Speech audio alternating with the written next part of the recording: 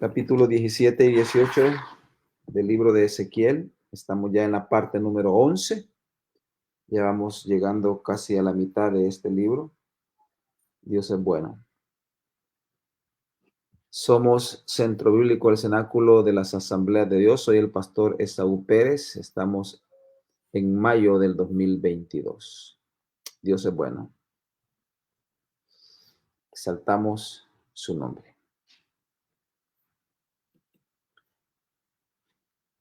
Estas figuras de un águila y un árbol están representando la parábola de las águilas y la gran vid. Ese es el título del capítulo 17 del libro de Ezequiel que estamos estudiando esta noche. Capítulo 17, parábola de las águilas y la vid. Vamos a leer algunos versículos para que entendamos un poco el significado de las figuras que aquí aparecen. Vino a mí palabra de Jehová diciendo: Hijo de hombre, propón una figura y compón una parábola a la casa de Israel. Y dirás: así ha dicho Jehová el Señor. Una gran águila de grandes alas y de largos miembros, llena de plumas de diversos colores, vino al Líbano y tomó el cogollo del cedro, arrancó el principal de sus renuevos y lo llevó a tierra de mercaderes y lo puso en una ciudad de comerciantes. Tomó también de la simiente de la tierra y la puso en un campo bueno para sembrar, la plantó junto a aguas abundantes, la puso como un sauce y brotó y se hizo una vid de mucho ramaje, de poca altura, y sus ramas miraban al águila y sus raíces estaban debajo de ella. Así que se hizo una vid y arrojó sarmientos y echó mugrones. Y luego dice el versículo 7, había también otra gran águila de grandes alas y de muchas plumas. Y he aquí que esta vid juntó cerca de ella sus raíces y extendió hacia ella sus ramas para ser regada por ella por los surcos de su plantillo. En un buen campo junto a muchas aguas fue plantada para que hiciese ramas y diese fruto, y para que fuese vid robusta. Dejémonos hasta ahí. Dos águilas, una misma vid. Desde el Antiguo Testamento Dios nos ha estado hablando por parábolas. Ya en el Nuevo Testamento, especialmente en el libro de Lucas, podemos ver muchas parábolas. Jesús habló, predicó a través de las parábolas. Ezequiel recibe una visión y le dice el Señor: compón una parábola. Y vino Ezequiel y obediente, ¿verdad? Compone esta parábola y empieza a relatarla. Esta lectura en los primeros versículos que acabamos de leer, cuando habla de el gran águila o la gran águila, se refiere a Nabucodonosor, la primer águila de la cual hablamos. Y la vid es prácticamente o está representando al pueblo de Dios, en este caso Judá, el reino del sur. Ya aquí recuerden ustedes que el reino del norte, Israel, como se le llamaba, ya no existía como un reino, como un pueblo, estaba disperso. Y el Líbano se refiere a Judá. Cuando habla de cogollos, se está hablando de los dos pueblos en que se había dividido el pueblo de Dios. Entonces, el Líbano, en esta lectura, en el versículo 3, dice: vino al Líbano y tomó el cogollo del cedro. El Líbano es prácticamente Judá. Y cuando dice que tomó el cogollo del cedro, está hablando del principal el linaje principal, estamos hablando del linaje de David, porque Judá es el que continúa el linaje de David. Es decir, que agarró un descendiente de David y lo puso como rey. Por eso ahí dice, cuando expresa que arrancó el principal de sus cogollos, se refiere a Joaquín, rey de Judá, que fue llevado cautivo a Babilonia. Y eso lo podemos leer nosotros en Segunda de Reyes 24, 11 al 16. Y dice así, Segunda de Reyes 24. Este es uno de los últimos capítulos de el libro de los Reyes, cuando ya está a punto de caer Jerusalén. Dice del versículo 11 al 16. Vino también Nabucodonosor, rey de Babilonia, contra la ciudad, cuando sus siervos la tenían sitiada. Entonces salió Joaquín, rey de Judá, al rey de Babilonia, él y su madre, sus siervos, sus príncipes y sus oficiales. Y lo prendió el rey de Babilonia en el 8º año de su reinado. Y sacó de allí todos los tesoros de la casa de Jehová y los tesoros de la casa real. Y rompió en pedazos todos los utensilios de oro que había hecho Salomón, rey de Israel, en la casa de Jehová, como Jehová había dicho. Y llevó en cautiverio a toda Jerusalén, a todos los príncipes y a todos los hombres valientes, hasta 10,000 cautivos, y a todos los artesanos y herreros. No quedó nadie, excepto los pobres del pueblo de la tierra. Asimismo llevó cautivos a Babilonia a Joaquín. Ahí está, mire, es el cogollo. A la madre del rey, de las mujeres del rey, a sus oficiales y a los poderosos de la tierra cautivos. Los llevó de Jerusalén a Babilonia. A todos los hombres de guerra, que fueron 7,000, y a los artesanos y herreros, que fueron 1,000, y a todos los valientes para hacer la guerra, llevó cautivos el rey de Babilonia. Y el rey de Babilonia puso por rey, en lugar de Joaquín, a Matanías, su tío, y le cambió el nombre por el de Sedequías. Ahí estamos viendo nosotros cómo se cumple prácticamente lo que Ezequiel está diciendo en esta parábola. Y ahí está el cogollo del Líbano, ¿verdad? Que fue llevado cautivo a Babilonia. Luego, más adelante, aparece otra águila. O sea, la primera águila era Nabucodonosor. La vid sigue siendo Judá o el Líbano, ¿verdad? Que se convirtió en una vid, dice ahí. Y luego en el versículo 7 aparece otra gran águila. Eran dos grandes águilas. Y ahí lo leímos. Había también otra gran águila de grandes alas. Dice que la vid tenía sus raíces junto a la primer águila, es decir, junto a Babilonia. Estamos hablando de Sedequías, que había sido puesto por Nabucodonosor, rey de Judá, y estaba prácticamente bajo la tutela de Babilonia, porque Babilonia lo había puesto. Pero viene Sedequías y se revela, quebrantó el pacto con Nabucodonosor y buscó ayuda en Egipto, que es la otra águila. Si Sedequías se hubiera quedado fiel al pacto con Nabucodonosor, quizás Nabucodonosor no hubiera regresado por una tercera incursión, porque esta, cuando se llevó a Joaquín y a su madre, fue la segunda vez que se llevó a los judíos, a los de Jerusalén. En la primera, recuerda usted que se llevó a Daniel y a sus amigos y a todos los nobles, a todos los más destacados en inteligencia, los sabios. Y en la segunda incursión se lleva a Joaquín, a su madre, a todos los de la casa real, y se lleva a los guerreros, dice, a los trabajadores ahí del hierro, se los lleva. Y en ese momento pone a Sedequías como rey. Sedequías reinó 11 años.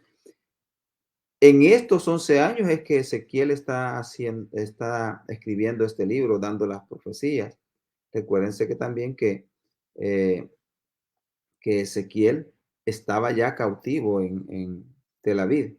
Ahí estaba cautivo y 5 años después de estar cautivos, eh, escribe todas estas, todas estas partes proféticas que Dios le revela.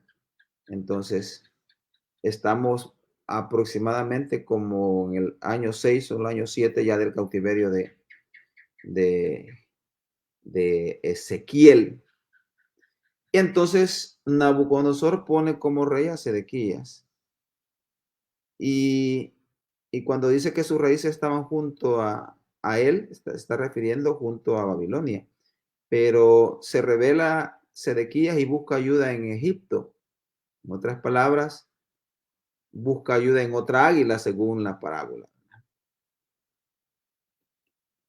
Al revelarse, Sedequías fue llevado a Babilonia, es decir, cuando Nabucodonosor se da cuenta, manda a apresar a Sedequías y fue llevado a Babilonia. Y ahí Nabucodonosor con sus propias manos le quita los ojos y lo encarcela. Y degolla a sus hijos. Enfrente, antes de quitarle los ojos, degolló a sus hijos. Una profecía que se cumple y una profecía que ya había dado Jeremías, que esto le iba a pasar a Sedequías y que eso le iba a pasar a sus hijos. Y se cumple cuando Sedequías se rebela contra Nabucodonosor y busca ayuda en la otra águila, que es Egipto. Cuando habla de viento solano, se refiere al ejército babilónico, versículo 10, que dice así, y aquí está plantada, será prosperada, no se secará del todo cuando el viento solano la toque, en los surcos de su verdor se secará. Está hablando de la muerte prácticamente de Sedequías. Por eso dice el viento solano, cuando la toque el viento solano, está refiriendo a Babilonia. En otras palabras, Sedequías iba a morir. Esta es la parte profética de la muerte de Sedequías. Y el versículo 22, estamos en el capítulo 17, es profético y en donde se anuncia el reinado de Jesucristo. Y esto es ya después de pasados los 70 años.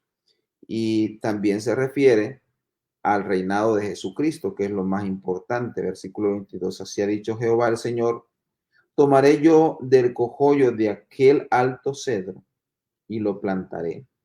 Del principal de sus renuevos cortaré un tallo y lo plantaré sobre el monte alto y sublime. En el monte alto de Israel lo plantaré y alzará ramas y dará fruto y se hará magnífico cedro. Y habitarán debajo de él todas las aves de toda especie, hablando de las naciones. A la sombra de sus ramas habitarán. Y sabrán todos los árboles del campo que yo Jehová abatí el árbol sublime. Levanté el árbol bajo, hice secar el árbol verde e hice reverdecer el árbol seco. Yo Jehová lo he dicho y lo haré. Refiriéndose al linaje de David, ¿verdad? Que prácticamente con la muerte de Sedequías, el último rey de Judá, se interrumpió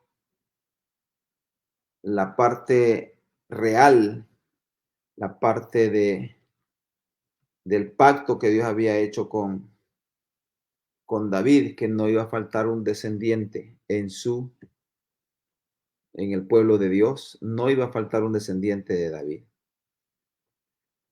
Dios es tan bueno y tan fiel que Él siempre cumple su palabra. Y aquí está esta parte profética. Estamos esperando la venida de nuestro Señor Jesucristo. Y estamos esperando el reinado milenial de nuestro Señor. Bendito sea Jesús. Capítulo 18. El alma que pecare morirá. Y dice, el camino de Dios es justo. Dos títulos en este capítulo. Ya hemos oído bastante esta expresión, alma que pecare, esta morirá. Pues esto tiene su base principal o su primer enunciado, lo podemos leer aquí en el libro de Ezequiel. Versículo 1 y 2, vamos a leerlos. Vino a mí palabra de Jehová diciendo: ¿qué pensáis vosotros, los que usáis este refrán sobre la tierra de Israel, que dice: los padres comieron las uvas agrias y los dientes de los hijos tienen la dentera? Esto es como un dicho que muchos de nosotros hoy en la actualidad también usamos muchos dichos y refranes, y a veces los hacemos tan verídicos, hasta aún a veces le damos más importancia a los refranes y a los dichos que a la palabra de Dios. Por ejemplo, cuando hablamos de la tercera es la vencida, ¿quién le ha dicho a usted que en la Biblia no aparece que la tercera es la vencida? Pero muchos dicen: ah, ya estuvo 3 veces, me la hizo y ya no lo voy a perdonar. La Biblia dice 70 veces 7, no a la tercera es la vencida. Y estos habitantes de Jerusalén pensaban que estaban siendo castigados o juzgados por los pecados de su padre. Y eso significa este refrán, ¿verdad? Que los padres, dice, comieron las uvas agrias y los dientes de los hijos tienen la dentera.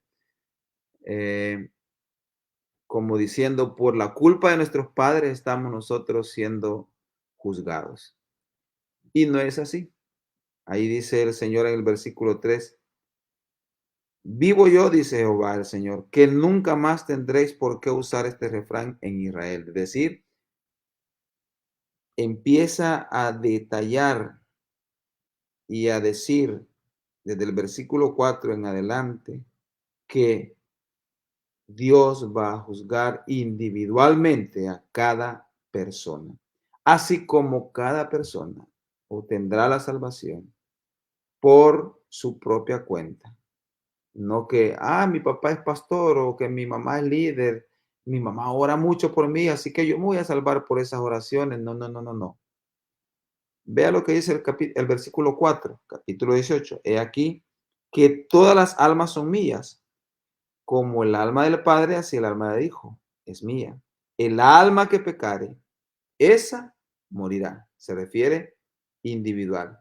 Tú pecaste, tú vas a morir. Tu papá pecó, él muere por su pecado. Y así a cada uno Dios le está hablando y nos está diciendo esta noche que vamos a dar cuenta cada quien por nuestro actuar. Y esta es la temática principal de todo el capítulo, ¿verdad? Alma que pecare, esa morirá. Versículos 2 al 4, ya lo leímos. Es probable que este refrán se basara también en Éxodo 25. Si usted va conmigo a Éxodo 25, donde están los 10 mandamientos, ¿verdad? Dice 25: no te inclinarás a ellas ni las honrarás, porque yo soy Jehová tu Dios fuerte, celoso, que visito la maldad de los padres sobre los hijos, hasta la tercera y cuarta generación de los que me aborrecen. Estos son los 10 mandamientos. Y es probable que los habitantes de Jerusalén, los judíos, los hebreos, se basaran en creer que estaban siendo juzgados por los pecados de sus padres, basados en este mandamiento, ¿verdad? Pero Dios les dice aquí en el libro de Ezequiel: alma que pecare, esa morirá. Y más adelante, Jesús ya en su ministerio habla, ¿verdad? De que todo aquel que creyere, ese será salvo, y el que no crea será condenado individual. Ve el Deuteronomio 5:9, siempre hablando de los 10 mandamientos. No te inclinarás a ellas ni las servirás, porque yo Jehová tu Dios, porque yo soy Jehová tu Dios, fuerte, celoso, que visito la maldad de los padres sobre los hijos hasta la tercera y la cuarta generación de los que me aborrecen. Está diciendo el padre, el hijo la segunda, los nietos la tercera y los bisnietos la cuarta generación. Pero aquí en Ezequiel Dios está diciendo: ya no es así, ¿verdad? Aunque no está aquí siendo quitada la ley, pero Dios está expresando que la salvación va a ser individual y que el castigo también va a ser individual. Ezequiel pone en claro que los hijos no serían castigados por los pecados de los padres. Todos somos responsables de los pecados que cometemos y la renuncia de estos al confiar en Cristo. Ahora, por la gracia, por la sangre de nuestro Señor Jesucristo, podemos acceder al perdón de los pecados. Y por no creer en el sacrificio de Jesucristo, podemos ser condenados. Alma que pecare, esa morirá. Una expresión también que está expuesta por el apóstol Pablo en Romanos 6:23. Yo creo que la mayoría nos podemos este versículo de Romanos 6:23 y lo leemos y dice así de la siguiente manera, para no pecar, ¿verdad? Diciendo que dice así y no dice así. Mira lo que dice, porque la paga del pecado es muerte, mas la dádiva de Dios es vida eterna en Cristo Jesús, Señor nuestro. Ahí dice, porque la paga del pecado es muerte. Alma que pecare, esa morirá. Ya en Romanos 6:23 lo está afirmando el apóstol Pablo. Y los versículos 5 al 9, siempre el capítulo 18, describen a una persona que tiene una buena relación con el Señor. Leámoslo. Y el hombre que fuere justo e hiciere según el derecho y la justicia, que no comiere sobre los montes, ni alzare sus ojos a los ídolos de la casa de Israel, ni violare la mujer de su prójimo, ni se llegare a la mujer menstruosa, ni oprimiere a ninguno, que al deudor devolviera su prenda, que no cometiere robo, y que diere de su pan al hambriento, y cubriere al desnudo con vestido, que no prestare a interés, ni tomare usura, que de la maldad retrajere su mano, e hiciere juicio verdadero entre hombre y hombre, en mis ordenanzas caminare, y guardare mis decretos para hacer rectamente, este es justo. Este vivirá, dice Jehová el Señor. Es decir, que el que ande en la justicia, el que ande conforme a la palabra de Dios, este vivirá, dice, versículo 9. Este vivirá. Alma que pecare, morirá. Y el que ande justamente, este vivirá. Qué bueno que tenemos esa oportunidad. La persona que vivirá eternamente con el Señor es aquella que se aleja del pecado y se arrepiente creyendo y abrazando el sacrificio de Jesús en la cruz. Solamente a través de Jesucristo nosotros tenemos acceso a la vida eterna.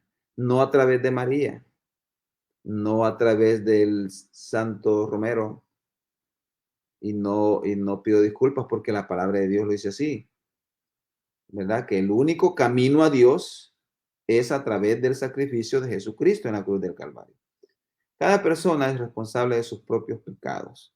Versículos 10 y 3. Mas si engendrare hijo ladrón, derramador de sangre, o que haga alguna cosa de estas, y que no haga las otras, sino que comiere sobre los montes o violare a la mujer de su prójimo, al pobre y menesteroso oprimiere, cometiere robos, no devolviere la prenda, o alzare sus ojos a los ídolos, hiciere abominación, prestare a interés y tomare usura, ¿vivirá éste? La respuesta es, no vivirá. Todas estas abominaciones hizo, de cierto morirá. Su sangre será sobre él. La misericordia de Dios es grande. Solo el arrepentirse, solo llegar a Jesús arrepentidos, podemos obtener la salvación. Y aquí lo está diciendo, que debemos de andar correctamente para vivir, es decir, para ser salvos. Dios da oportunidad de arrepentirse al pueblo de Judá, así como hoy Dios nos da oportunidad de arrepentirnos. Nos da muchas oportunidades. Esto ya es el camino de Dios, es justo. Versículos 21 al 23, más el impío, si se apartare de todos sus pecados que hizo, y guardare todos mis estatutos, e hiciere según el derecho y la justicia, de cierto vivirá, no morirá. Todas las transgresiones que cometió no le serán recordadas. En su justicia que hizo, vivirá. ¿Quiero yo la muerte del impío? Dice Jehová el Señor. No, no vivirá si se apartara de sus caminos. Dios está dando una oportunidad a apartarse del camino. Imagínense, y esto es aproximadamente unos 5 años antes de que llegara Nabuzaradán, el mero mero del ejército de Nabucodonosor, a Jerusalén. Dios le está diciendo, si se arrepienten, vivirán, pero no lo hicieron. Y hoy en día a muchos Dios les está diciendo, arrepiéntete, obtén la vida eterna a través de Jesucristo, y no la toman. El que permanezca fiel, este será salvo. Versículo 24. Ya lo leímos. Y dice que más si el justo se apartare de su justicia y cometiera maldad e hiciere conforme a todas las abominaciones que el impío hizo, vivirá él.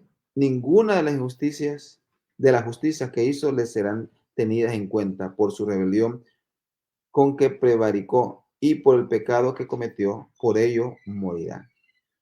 El que permanezca fiel vivirá, y el que sea fiel y se aparta será muerto.